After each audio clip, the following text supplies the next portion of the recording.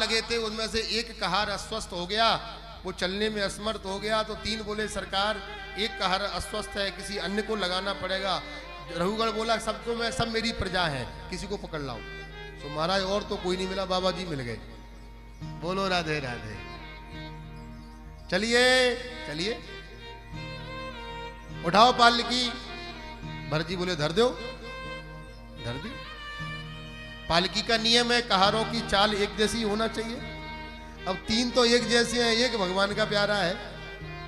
आगे चींटियों का झुंड जा रहा था, सो चींटियां भरत जी की नजर पड़ गई, सो मार दी छलांग। अब पालकी चलाने वाला छलांग लगाएगा तो बैठने वाले का क्या हाल होगा। बोलो राग से पड़ा खोपड़ी में। रघुगण बोला क्यों ठीक से नहीं चलाते हो। बाकी के कहार थर थर कांपने लगे, महाराज हम तो ठीक चला रहे हैं, ये नया वाला गड़बड़ कर रहा है। बाहर सर निकाल करके दृष्टिपात करके देखा तो व्यंग करने लगा, ओहो कितना दुबला पतला है, प्राण है ही नहीं बेचारे में, कहां तुमने इतना बड़ा बाहर उसके ऊपर धर दिया। भरत जी को कोई फर्क नहीं पड़ता।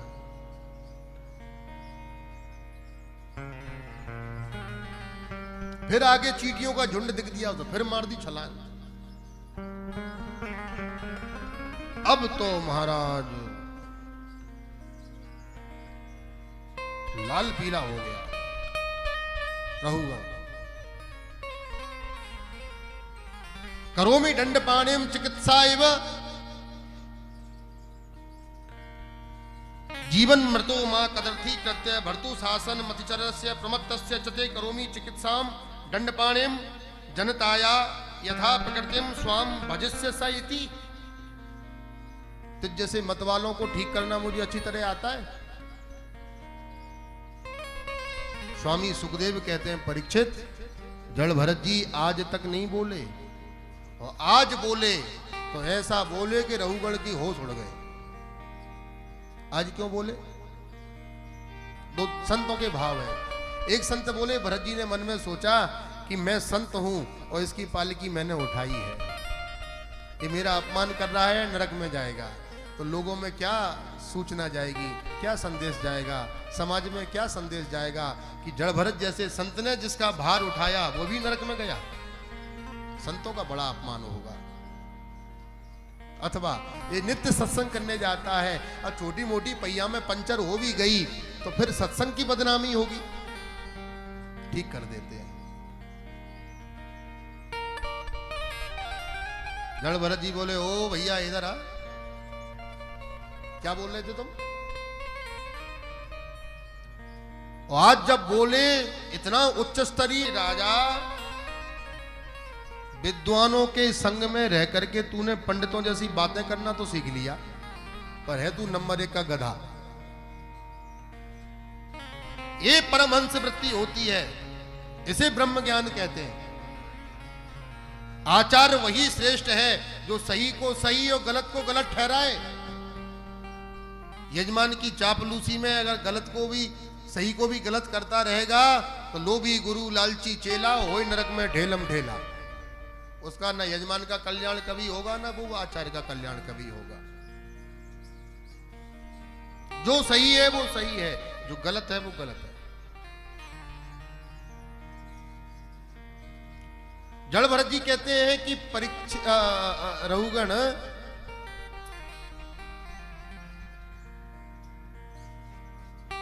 अकोविदः कोविदवाद बादान है नंबर 1 का मूर्ख। केवल भाषा सुधर गई तेरी। तू जिसको दंड देगा ना वो मैं नहीं हूं, और मुझे दंड देने की तेरी औकात नहीं है। मोटा पतला शरीर होता है राजा, अपने राम पर कोई फर्क नहीं पड़ता। दुबला पतला, मोटा होना, गोरा होना ये शरीर के धर्म है, अपना नहीं है। जब ब्रह्म वार्तालाप हुई तो तिरछी नजर करके जरा नजर तीव्र करके देखा तो जड़ भरत जी के कंधे पर यज्ञोपवीत दिखाई पड़ा। अब जड़ भरत, अब रघुगण नीचे उतर के आ गया। सत्संगी तो था। चरणों में प्रणाम करके बोला सरकार, ना हम विसंके सुरराज वज्रान तर्यक्ष शूलान नयमस्य दंडात नाग नग्नि सोमानिल वृत्र पास्त्रा शंके भृतम ब्रह्म कुला भवाना। जड़ वो कहता है कि आप कैसी बात कर रहे थे, जरा मैं समझा नहीं, मुझे जरा स्पष्ट करो। कैसा? प्रभु सुनो, नीचे आग जल रही है, आग के ऊपर बटलोई है, बटलोई में पानी है, ठीक है। आग के पानी में चावल पड़े हैं। आप बताइए, आग के ताप से बटलोई गर्म हुई, बटलोई के ताप से पानी गर्म हुआ, पानी गर्म होगी तो चावल सिद्ध हो गए। शरीर को दंड मिलेगा तो इंद्रियों में कष्ट होगा, इंद्रियों में कष्ट होगा तो मन को तकलीफ होगी, मन को तकलीफ होगी तो बुद्धि प्रभावित होगी, और बुद्धि प्रभावित होगी तो क्या आत्मा को तकलीफ नहीं होगी? फिर आपने कैसे कह दिया कि तू जो है मैं वो नहीं हूं? कैसे संभव है? जलभरत जी कहते हैं, राजा एक सुनो एक बात, कम से कम उदाहरण तो ठीक दिया कर।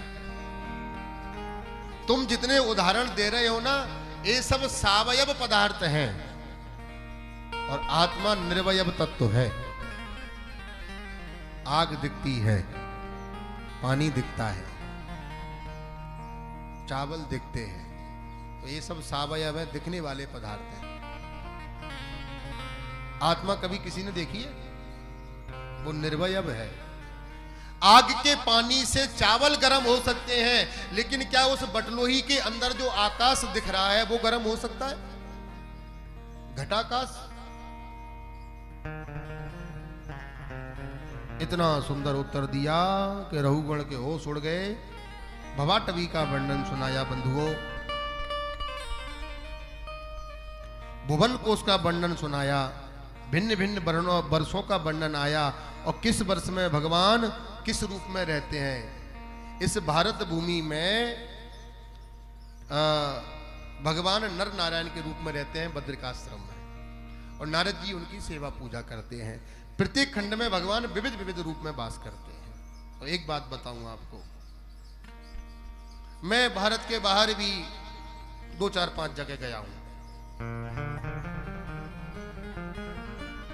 एकमात्र भारत ही कर्म भूमि है, बाकी सब भोग भूमि है।